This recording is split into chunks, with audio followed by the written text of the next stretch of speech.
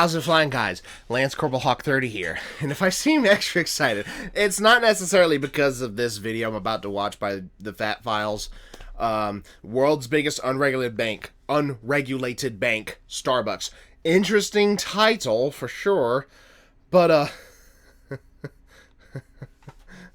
I gotta get my excitement out somehow. Just giddy.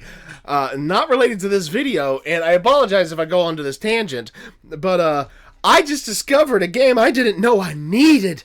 I didn't even know I needed this. Lord of the Rings, Return to Moria. No shit! There is now a dwarven open world survival crafting game where you get to play as a dwarf in Lord of the Rings in Middle-earth, and you go to reclaim Moria. That's just... I'm more excited for that than I probably should be, but it's got me shaking in excitement. It's like, oh my gosh, holy crap, aha! How did I not hear of this until now? I just found out, and I'm like, I don't even want to record a reaction right now, but I need to, because at the time of recording, it's a couple days until I'm away for the weekend for my niece's birthday, so I need to have something to release during that time. But it's like, it's so giddy. It's like, I have to restrain myself. I have to restrain myself so that I can... I need to calm down for a second. It's almost midnight. I'll get my paycheck then, and then I'm just go ahead and buy it so I know, okay, I have it. I'll have it, and then at some point I can play it. Sorry about that. On to the video at hand. I don't normally get that unmitigatingly excited about something, especially when it comes to games nowadays, but that put me in a very positive mood. But I'm sure there's going to be something in this video that's going to make me kind of rage, because I'm not a fan of coffee. Heretical, I know, to a lot of adults, but coffee is not my thing, and I know Starbucks is that cheap crap, too. So it's corporatized cheap crap. You know, kudos to the person who started the chain, because I know he's basically started from nothing, worked his way up, made this. Man and his family's made millions and millions of dollars, if not billions, at this point, selling cheap bean water. But I'm gonna stop wasting your guys' time, and I apologize about my overexcited freak out, but it's not often I get excited about a game that I just realized came out without me knowing.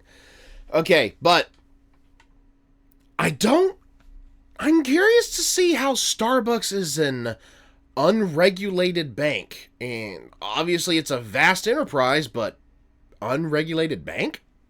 There's probably some kind of schemery going on, but we will discover it together. Link to the original video in case you have not seen the Fat Electrician's video yet on his Fat Files channel. Please make sure you have seen it. Link to the original in the description. Watch it first before you watch my reaction. With that out of the way, let us go ahead and go. I'm just going to be honest with you, when I started this video, I kind of just wanted to know how they made so much money selling overpriced coffee. I was not expecting them to secretly be an unregulated bank that was powerful enough to manipulate the real estate industry, but here we are. Real estate! Today we're talking about Starbucks, the coffee shop that also manages $1.7 billion worth of other people's money, doesn't have to pay interest to them, and faces no banking regulation while they do it. Delete me! You look nice. Hello? I thought we were gonna do Mr. and Mrs. Smith. Why aren't you dressed up? I forgot. The no deleted scenes for you. Wait, what does that mean? Wait, what does that mean? Straightforward business. You give them money, they make the data brokers aren't selling your...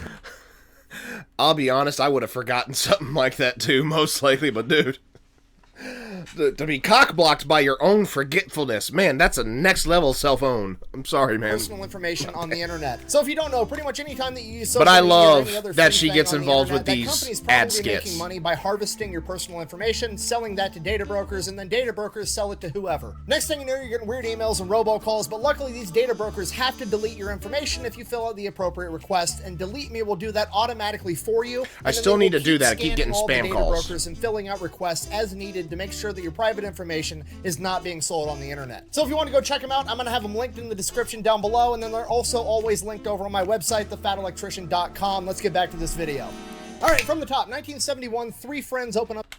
Okay, good ad, as always, especially the beginning, but I want people to kind of realize this. The fact that you've got a permanent sponsor on any video you do, that is impressive. It's like, I'm not sponsored by anything but the oxygen that I breathe.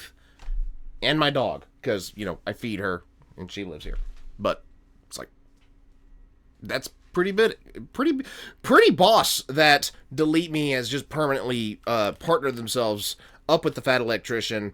Just kudos. And I see the original Starbucks logo back when she let it all hang out. Up a coffee store, not a coffee shop, a coffee store. They're not brewing coffee in-house and letting people leave with drinks. They don't have an atmosphere where people can come in and feel welcomed and drink coffee. No, they have a store that sells coffee beans, coffee, and then coffee making equipment like espresso machines, coffee bean grinders, and coffee pots. And while that sounds like a recipe for failure today, it was actually a huge hit at the time, because at this point in time in America, the 1970s, there was no good coffee. There was just like the shit you can get in a can at a grocery store, go home and make yourself. It wasn't good coffee. Americans didn't have a coffee culture per se. It was literally just people drinking coffee to get caffeine, not because they liked coffee. Yeah. But it's kind of weird to juxtapose that. He's probably going to touch on this. Juxtapose that with today, that there are some towns, and even some small towns, that have like a coffee shop, like a small stand coffee shop at multiple corners. Like, even in the areas in the section of Alaska I lived in, when you'd be like a mile out of town and it's just be a couple of houses, you'll still see a coffee shop once in a while. Not everywhere, but still, it's like, there's not, like, the closest town is, it's like a couple miles to town, and yeah, there's a coffee shop right here. Well, I guess this is where people are. And up there was pot shops too, but not related. So when the Starbucks guys came out and they started selling actual fresh roasted whole bean coffee, and then you could buy all the equipment to make it yourself at home, it was pretty popular. Then one day, because Starbucks was selling so many coffee pots and espresso machines and coffee bean grinders, the local salesman in charge started to take notice of like, hey, this one little tiny coffee store is selling more coffee making equipment than all the major department stores in the area combined. I need to go figure out what's going on here. And that guy's name was Howard Schultz, the future owner, CEO, and kind of the mastermind behind the entire thing, because he shows up, sees what the Starbucks guys are doing. He falls in love with it. He thinks it's a brilliant idea, and he basically has to beg them to be involved. Okay, so was this a case of he didn't start it per se, but he added ideas that let it expand into what it is now, I guess?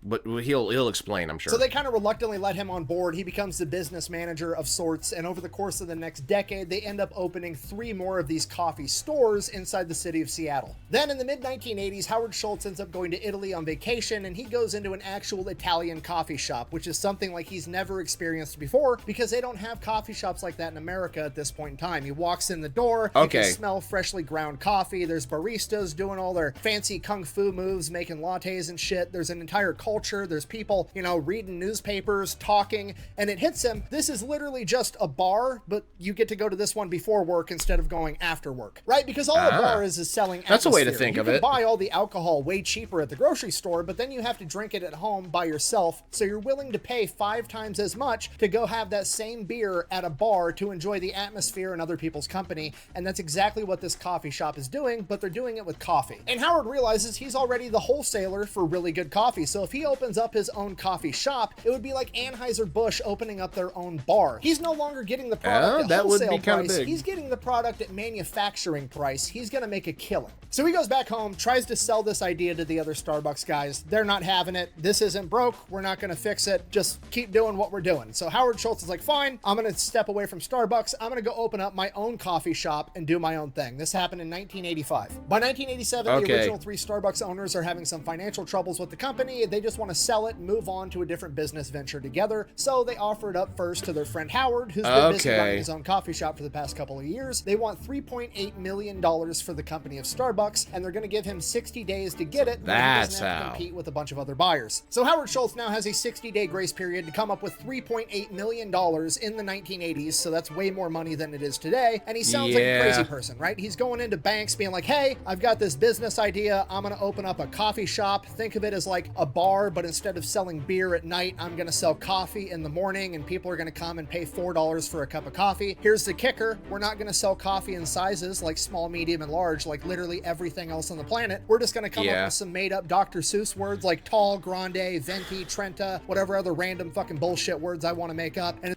yeah, that system is just a bunch of like, why you gotta be weird? Why you gotta be weird about that? Like, no one's, like, you go into a coffee shop, you're not saying, I want to translate, like, no, small, medium, large. That is a universal signaler of, yeah, this is the size I want. I don't have to decipher another language just to figure out. Also, tall is the opposite of small. I will refer y'all to the Foamy the Squirrel bit about small, medium, large.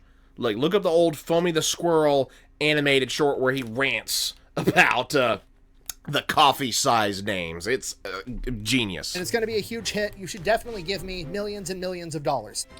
No, you're dead, Carl. You say no to life, and therefore you're not living. You don't have a girlfriend. You don't have anything close to a girlfriend. Am I right, Carl? So to everybody's surprise, the bank isn't really interested in that idea, so he starts going to venture capitalists, and finally he gets referred to a venture capitalist by the name of Bill Gates Sr., aka Bill Gates' dad, that agrees to give him the money so that he can buy Starbucks. Now, is that super relevant to the story? No, not really, but I know that by bringing him up, there's now going to be 1,000 conspiracy theories in the comments down below, and I wanted to read them, so you could probably check those out too. Anyways. Freaking A. Oh, man. You know what? I can just about guarantee he's looking for more material. He is looking for more material to use. That's the only thing that makes some sense. He's like, okay, what's something that sticks out to me that I can make a video about? Oh, hello. I think that one will make an interesting one. Guarantee that's what it is. He is farming us for content. And I applaud him for it. Schultz in charge of the company. To everybody's surprise, it starts doing great, and he starts opening up more and more Starbucks all over the country. And just to be clear, Starbucks was not the first coffee shop in North America, but it was the first like mainstream chain of coffee shops that was a lot of people's introduction to coffee shops in America. And for that reason, they kind of got credit for a lot of different things. Pretty much anything new that came out in the coffee industry, Starbucks would adopt it, and they would kind of get credit for it. Like, they didn't invent the Frappuccino. That was invented by Coffee Connection out of Boston, Massachusetts in 1992. Okay, but good on you for bringing that up. Everybody associates a Frappuccino with Starbucks, which obviously was just the next evolution of coffee in America, right? Because it's a very niche community that enjoys a nice strong cup of coffee, or a cappuccino, or an Americano, or a latte, you know, your traditional coffee drinks. Yeah. So if they wanted to make more money and expand bigger, they needed to appeal to a wider audience.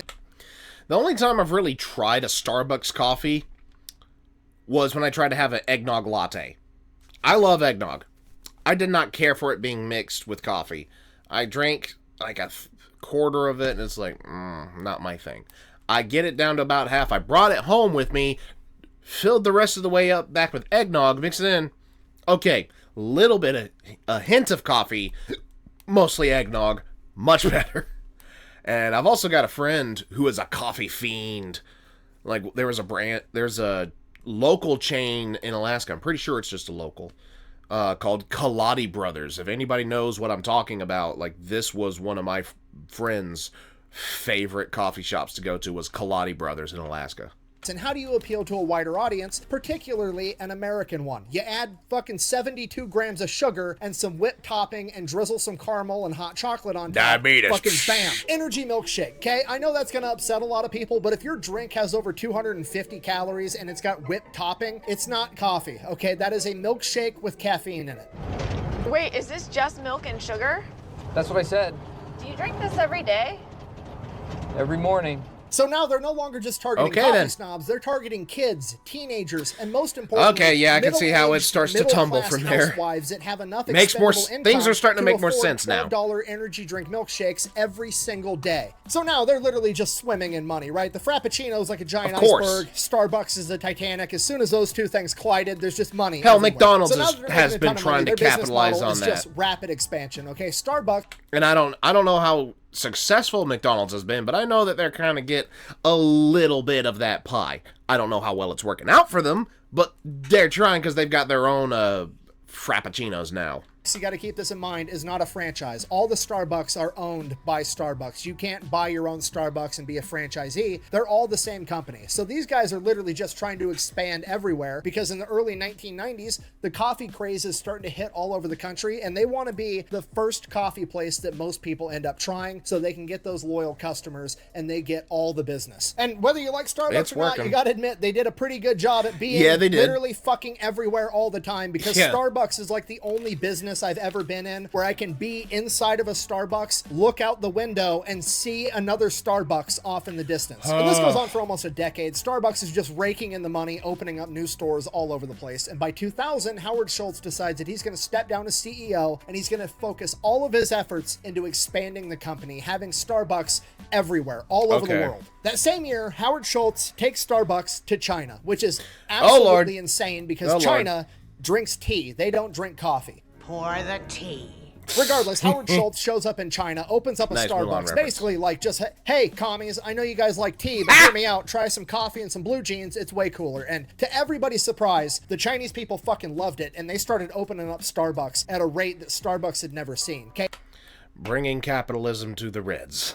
They were opening up a new Starbucks every 15 hours for 20 years straight in China. Okay, I'm gonna be honest with you, nothing warms my heart more than when a communist nation falls in love with American fast food. It's just perfect. What happened? I won.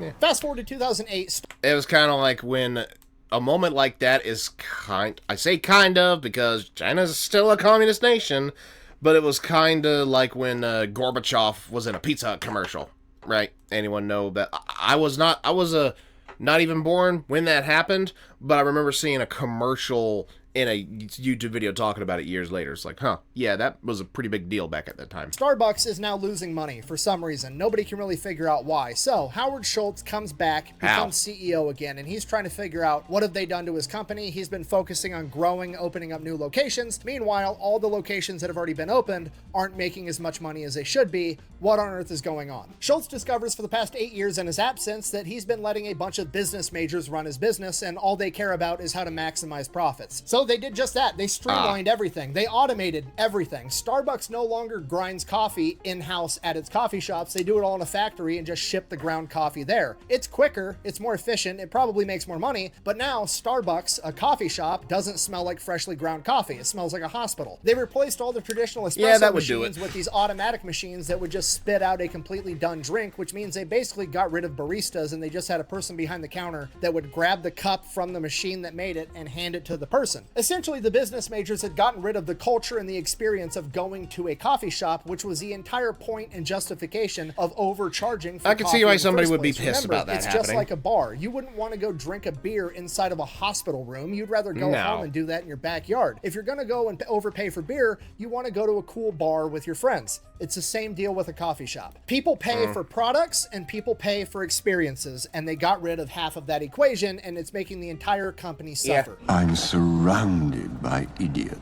Howard Schultz correctly identifies mean, this and pretty much immediately he has probably everybody is. start grinding the coffee fresh Probably in is the 7. individual There you go. Starbucks locations to bring back that coffee smell. He gets rid of all the automatic machines, brings back all the traditional coffee shop equipment, and then he shuts down every single Starbucks and retrains all the baristas in how to turn this place into an actual coffee shop again. And with that, the crisis is averted. Everything's back on course. They're making money again like...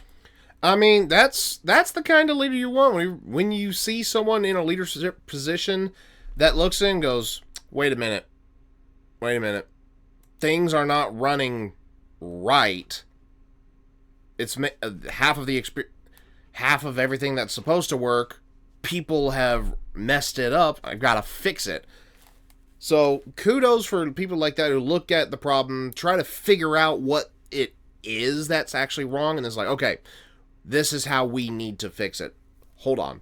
This is how. Like they're supposed to be. Howard Schultz has one eye on the past. He knows how they got here. He knows what he needs to keep doing to be successful. But now he's got to keep that other eye on the future. Okay, got to remember, it's 2008, 2009. Smartphones are becoming a thing. Everybody's getting an app. Starbucks has to get an app, right? Okay, so they build the Starbucks app. Now the app is super straightforward. You take money, you put it on the app. The money sits there until you spend it. We're only halfway through the video. And then when you do spend where's the bank bank unregulation come from? Basically your rewards, and once you get so many stars, you get a free drink. And then as time progressed, you could do online ordering, and you could order from your phone so it was ready when you got to the coffee shop if you were in a hurry or something. But the key function of the Starbucks app is that it's essentially a gift card that's on your phone. You charge it up, you spend it at Starbucks, you get free rewards. And it works out great for a lot of people, right? If you go to Starbucks every day, spending $10 a trip, and you're spending $300 a month at Starbucks, you can just take $300 at the beginning of the month, charge up your Starbucks thing, and you're good to go, and then you get a bunch of free drinks along the way. But here's the catch with that. While it functions like a gift card to the consumer, it functions like a bank to Starbucks. Okay, I mean, think about how a bank works. Here we go. You go to a bank, you open up an account, and then you give them your money, and then they just hang on to it for you until they need it. And in the meantime, they go and they invest your money and make money off of your money, and then they give you some of that money back, and that's how much interest you accrue. But what Starbucks has done is you now give Starbucks money,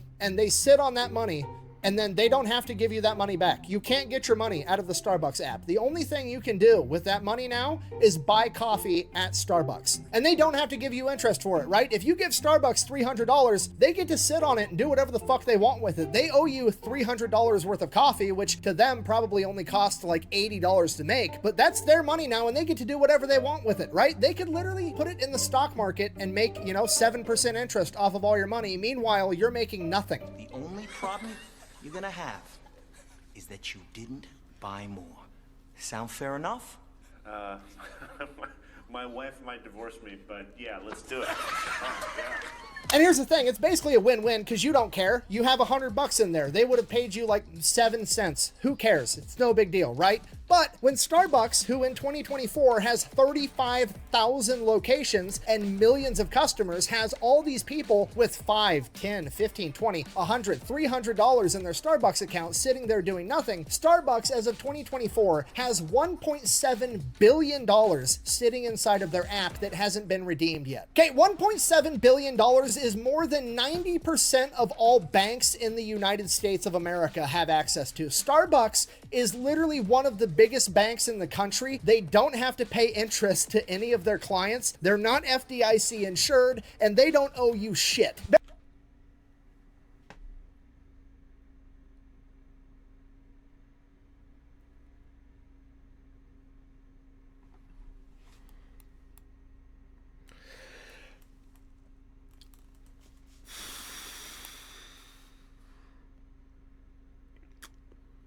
I wonder if it's at all similar to how point systems work on like the other fast food chain, like on fast food chains apps, like the McDonald's and Chick-fil-A apps and etc. I think there's a Taco Bell app too. I wonder how close to that those other companies do. So that's a lot of money to just technically be sitting on.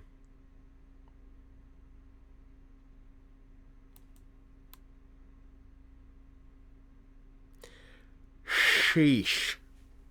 Bear in mind, even if you do redeem it, they're making like 100% profit margin built into their prices already. And on top of that, they already know that like 10% of people are just gift cards that are never actually going to redeem it, or that got lost, or they changed phones and they lost track of their account, so they're just going to start a new one. There was 20 bucks there. It's not worth the hassle. Starbucks just gets to keep that money forever. But here's the crazy part, because Starbucks hasn't actually given the customer their product yet. It's just $1.7 billion that's redeemable by the customer, which means that $1.7 billion that is sitting inside of a Starbucks bank account controlled 100% by Starbucks isn't income, it's not profit, it's not revenue, it's a liability, meaning it's not taxed at all. So Starbucks essentially has a $1.7 billion 0% interest untaxed loan that they can use to invest on whatever the fuck they want. They could do the most conservative investing on the planet. They could take all $1.7 billion and invest it in US government treasury bonds that pay 5% and still make $85 million a year for doing fucking nothing. The real question is this: was all this legal? Absolutely fucking not. Okay, if you're not picking up what I'm putting... Yikes. Holy...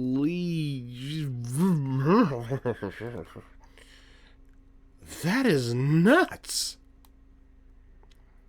All that money just not being...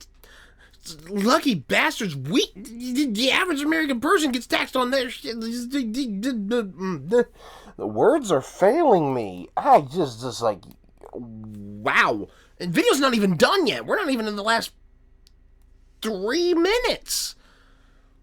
What else is he going to talk about with this? Starbucks has literally done what cryptocurrency has tried to do. They created their own currency, right? When you look at the US dollar is backed by the US government, which used to be backed by gold, but now it's just backed by the biggest military on the planet. America used to run on the gold standard, now we just run on the lead standard. Regardless, that's what you're banking on when you put your money in US dollars. You're banking on the US government not failing. Starbucks, when you put money in their app, you're just banking on the fact that you're going to be able to go pretty much anywhere in the country or most places around the world and be able to redeem that magical internet coupon on your phone for some good coffee. Okay, the name Starbucks is starting to make a lot more sense now, isn't it? Okay, and here's what I want you to think about. Think about a bank. You walk into a bank, in the lobby, there's always free coffee, and then you walk in, you give them your money, and they hang on to it until you want it back. Starbucks does the exact same fucking thing, except somehow they get away with charging you money for the coffee, and then they never ever have to give you your money back. They're only gonna give you coffee. This is the craziest business model on the planet, okay? And the best part is, it's definitely nuts. Nobody's mad, okay? Everybody that gives Starbucks their money never expects their money back. They just want coffee, and that's exactly what they get. They're happy. Starbucks gets a $1.7 billion untaxed 0% interest loan, makes a ton of money. Everybody gets their coffee. It's the most incredible business model I've ever come across. It's certainly effective, whatever they're doing about it. But good things about Starbucks, and I need to talk a little smack now so that things can be balanced. Thank you. Whole thing should be. I don't even know where to start, so we're just going to start with the union thing. Unions are a very political topic. Democrats typically like them. Republicans typically hate them. I'm not getting into what should or shouldn't happen or who's right or who's wrong. All I'm going to say, the baristas have been trying to have a Starbucks union for like the past 10 years, and Starbucks has been fighting tooth and nail to prevent that from happening. And in 2002, to help Starbucks accomplish this, they hired a new manager in Global Intelligence for Retail Operations, which is probably the most menacing title I could possibly come up with. It kind of is. What's more interesting is this person's background and who they worked for previously. Those being... Okay, I'm going to think... I more than understand his aversion to wanting to go in depth about unions. Should I give my opinions? Well, kind of 50-50. Kind of 50-50. There's some unions out there that, yeah, they do good work, but then they're the ones...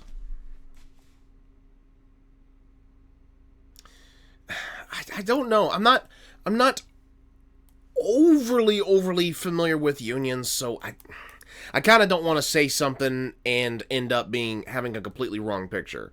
I know that in the past there have been unions historically that were victims of communist infiltration, like in Hollywood. So I do know for a fact that that did happen. I don't know the ratio that happened. Although I'm sure Nick would be extremely interested to go down a rabbit hole involving that. That's a whole thing in and of itself. But knowing how unions work, as far as how unions work today, typically, I don't really have an expert opinion on that. When I worked at Walmart, we were told straight up, hey, you're not allowed to join a union while you work here. Just straight up. And I didn't know why I did it. I didn't know why to or not to. You know, it's just something we were told, like, hey, we're like, when you're working here, you're not going to be part of a union. Just, you know, that's like, oh, okay. I've got no stake in that. But anyways, that's what tiny little bit of knowledge of unions I have. It said Walmart is not fans of unions. The Central Intelligence Agency and the Pinkerton Group. Pinkerton Detective Agency, seconded to the United States government. Nice to finally meet. Okay, just so we're all on the same page. First of all, CIA, right out of the gate, overkill immediately. But then you have the Pinkerton Group on top of it, and this is fucking insane. Okay, I know a tad bit of information about the Pinkertons, that being, that when, I think it was either the first or second Red Dead Redemption game, when one of those came out, or maybe both of them, the Pinkerton group was very upset at the way they were depicted and tried to fight it in court. Tried to have a lawsuit in court, but the courts proves, like, no, this is historically accurate to how the Pinkertons have been in the past. GTFO. Okay, because if you don't know, the Pinkertons are literally the fucking bad guys from Red Dead Redemption 2, okay? They've been banned from doing federal work for the... Not just two, like, they were the ones pulling the strings in the first one, too, if I'm not mistaken. Like, the agency that's got, John Marston doing, like, going after the surviving members of his old thing, that was the Pinkertons, too, if I'm not mistaken. The government since, like, 1893. Do you know how sketchy you have to be to get banned from working for the United States federal government? And to make it even worse, the reason they got banned, it's literally called the Anti-Pinkerton Act of... Okay, Anti-Pinkerton Act was a law passed by the U.S. Congress in 1893 to limit the federal government's ability to hire private investigators or mercenaries. Ha ha ha! The Anti-Pinkerton Act is contained within 5 U.S.C. 3108 and purports to specifically restrict the government of the United States, as well as that of the District of Columbia, from hiring employees of Pinkerton or similar organizations such as the modern Blackwater. The first published court case interpreting the act in 1977 held that the intent of the act was in reference to Pinkerton's activities at the time, offering quasi-military armed forces for hire in the context of strike breaking, not least the Homestead Strike in 1892, and therefore had little application to the current organization. Well, that was a mouthful. 1893. The main reason that it went into effect was because the Pinkertons got hired to bust up unions in the 1800s, and they were doing that by joining the unions secretly and breaking them up, which led to a shit ton of violence and murders. So the fact that Starbucks hired them to keep the baristas in line is some of the most unhinged shit I've heard in my entire life. That'd be like if your local school district's administrator hired an ex-Blackwater guy to keep the English department in check, okay? It's complete overkill. Do you know how much money I would pay to be able to be a fly on the wall during the interview for that job and the events leading up to it? Okay, now on to the new CEOs. Howard Schultz retired in 2002, and Starbucks has been struggling ever since because immediately upon entering the job position as CEO, his successor had a brilliant idea. What if we quit focusing on being a coffee shop and we divert all of our efforts and attention to being better at being a drive-through coffee service? Which, to be fair, if you don't think about it, this is absolutely brilliant, right? Because Starbucks has never made this exact mistake before between 2000 and 2008. And even if they did, who cares? Because the only thing better than making a mistake is making the same exact mistake twice. You actually this stupid. So obviously that CEO didn't last very long. He was employed for a total of 17 months before he was forced to step down by the board, and Starbucks just hired their new CEO, the former CEO of Chipotle, and apparently this guy is awesome. I think under his command, Chipotle's stock price rose 700%. So that's great, but here's the problem. This guy lives in California, and he didn't want to move all the way up to Seattle because he enjoys the sun and the beaches, and he didn't want to move where it's gloomy and always raining. But Starbucks really wanted to hire this guy, so what they came up with was he can super commute to Starbucks headquarters 3 times a week. And when I say super commute, I mean he's going to get to take the Starbucks private jet from California to Seattle, of course, 1,000 miles. Because why wouldn't they be able to afford a Why wouldn't they be able to afford a private jet? They got 1.7 billion just sitting somewhere. The man's literally the Taylor Swift of CEOs, okay? And honestly, good for him. It's kind of fucking gangster that he got offered a job for $1.3 million a year with a $10 million sign-on bonus and a bunch of stock options. Dude's making millions and millions of dollars a year. Hand and over he's still fist. Like, nah, I'm not taking the job. I don't want to move. And Starbucks folds and is like, fuck it, you can take the private jet, we'll pay for it, to fly you to work 3 times a week. That's a gangster-ass move. I kind of respect it. But on the flip side, fair we've got enough, the environment, I you know, climate change, which a lot of people care a whole lot about. And to be completely honest, I'm not really one of them. I mean, I don't exactly scream climate change activist or active in general, really. But or active in general. Me. regardless, as far as I'm concerned, if they're willing to pay to have this guy fly private 3 times a week, more power to him. Go right ahead. He could drive a fucking M1 Abrams tank to work every day for all I care. You know how badass that would be? I don't want to hear Starbucks talking about climate change and being green ever again, all right? This is the same company that tried to make the entire planet drink out of reusable cups with mushy-ass paper straws, and half their website is dedicated to showing off how much they care about the environment, how many environmental... Yeah, hypocrites. It's like, what the fuck was Joaquin Phoenix when he got his award for playing the Joker in the first movie. He went up and made a climate change speech at some point. It was like, oh, we need to do better for the environment. It's like, dude, you probably flew a private jet to get there. Most of the people that bitch about the climate that have a lot of money have private jets. John Kerry, freaking one of the guys in the current administration who is in charge of facilitating, like, that side of things, like, oh, we're going to try to make the economy better. Like, you have a private fucking jet. Shut the fuck up. You hypocrite. Impact studies they've done and blah, to blah, blah, all blah, of blah. them. What do the environmental impact studies say? Only poor people can put carbon into the atmosphere? Exactly. Get the fuck out of here. Also, little fun fact, in regards to pollution, America's not even in the top 10 worst polluted countries. For that, you want to look to India and China. And a whole other list of stuff. America keeps getting shit. We're not perfect. I'm not going to claim to be perfect. I'm not going to claim that my country is perfect. But always pointing the finger at our country, saying that we need to do better when we're one of the better ones that actually regulate that kind of shit, that actually have regulations for pollution and all that shit. And other countries don't. Me so wonder.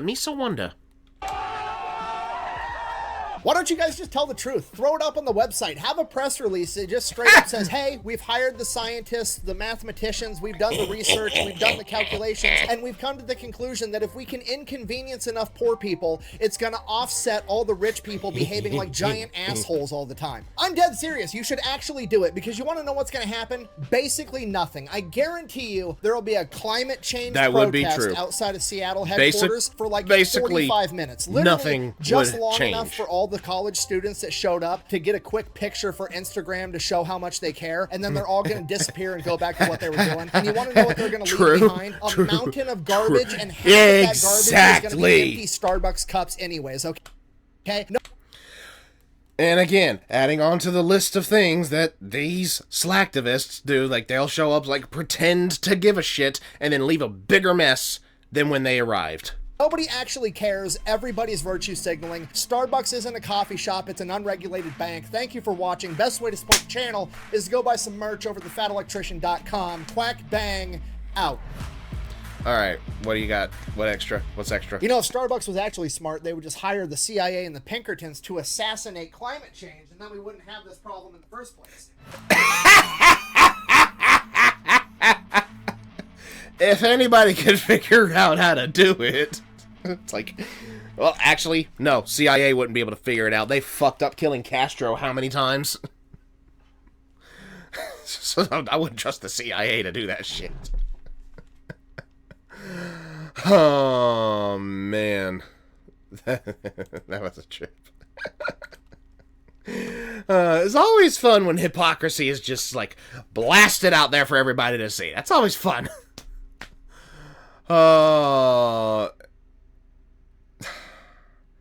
And now that the irritation about getting to dunk on it, the slacktivists and all that is out of the way, my opening of the video excitement about that one Lord of the Rings Return to Moria game is coming back, so I'm gonna try to stay focused on the listening. I did not know that Starbucks was sitting on that much money in points. I did not. I never would have guessed that. But then again, listening to the way he describes everything, it makes sense. How many saps? I say saps. It's whatever term. Like, how many folks, saps, whatever you want to refer to the people that constantly go through to drink Starbucks? How many of these guys commute to Starbucks first and then to work? Right? There's just like the millions and millions of people, not just in the United States anymore, but also apparently China loves the hell out of Starbucks too. So it's like, okay, that's an interesting detail. And how many around the world too? Yeah, but there is a lot of brilliance to their business model. I will give credit where it's due. There's a lot of brilliance in how they've operated things. It's because you don't get to be a company with that much money by just doing stupid stuff. You know, me personally, if I were to be a coffee guy, which I'm not, again, I'll reiterate, the only time I like coffee is when there's copious amounts of French vanilla creamer, and that's about it. But, if I were to be a coffee guy, I personally would have preference for, like, oh, you know what, I'm going to my smaller local places, you know? Try to find someplace. It's like, okay, that would be me personally, because I know Starbucks has taken a lot of the business of these smaller places sometimes. Now, granted, there's enough of a market where people are going to look elsewhere besides just Starbucks. They don't own all of the coffee shops, and, you know, but there's coffee shops, even in small-ass towns, right? As long as there's some kind of community, you got a place where people can buy fresh coffee, you're gonna do well. Typically. As long as you are smart about it. But, man, there were a few tangents in this video. I apologize if I got a little bit too off the rails, but I can't think of, at this moment, I can't think of anything else to add. I really can't. He covered most of my thoughts, or, well, a good portion of my thoughts about coffee making and stuff like that, and it's just like, not my thing, but I definitely see how successful it is.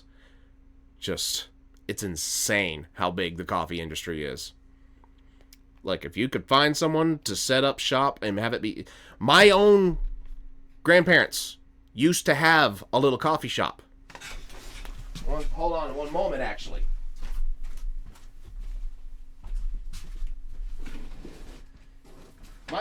Might seem like an odd thing to keep, but a couple of years ago, whenever we were looking through the storage trailer, the storage connex on my grandmother's property, we found some signs for the old coffee shop they used to have. So, it was just called the Coffee Cup in Homerville, Georgia. And this was the sign. And I remember being in that little coffee shop a few times. I can't remember how well it did, but I had a handful of memories. My Skeeter. Handful of memories of going in there, like when my grandfather on my mom's side came to pick us up so that we could visit everyone on his side. So they didn't have it but maybe a couple of years, and it wasn't a small town. But if they'd have gotten, I can't remember what happened. I think a fire happened, and that was part of the reason why they had to close shop. It's because somebody who was I think it was an employee, wasn't paying close enough attention. Something happened. It was an accident, but I think half the building caught fire and they had to shut it down. I think. But regardless, maybe one day I'll buy out one of those little stands and be like, okay, I'm going to shove as much coffee stuff as I can in here, go to a place I know has got a lot of commuting, get permission from the city or whatever, plant myself down. It's like, hey, coffee. and then just watch the money roll in. I know it's more complicated than that. Most small businesses are more complicated than that. It doesn't just magically happen, but if you find the right spot, it makes it a bit easier. That's going to be it for this video, though. I've dragged on long enough. I've doubled the video length. What did you guys think? Let me know in the comments down below. Like if you enjoyed, comment what your experiences with Starbucks is, or what your thoughts on everything the Fat Electrician said in this video. Let me know what your thoughts on all this is, because it was a very interesting deep dive. Subscribe if you're new, and tap the bell to get notified when I upload videos so you don't miss any reactions, gameplay, or otherwise. Also, go check out my Discord. Link is in the description. Come join. We will talk, post memes, songs, videos, artwork. You can self-promote your own stuff and just have some fun. This has been Lance Corporal Hawk 30, signing off.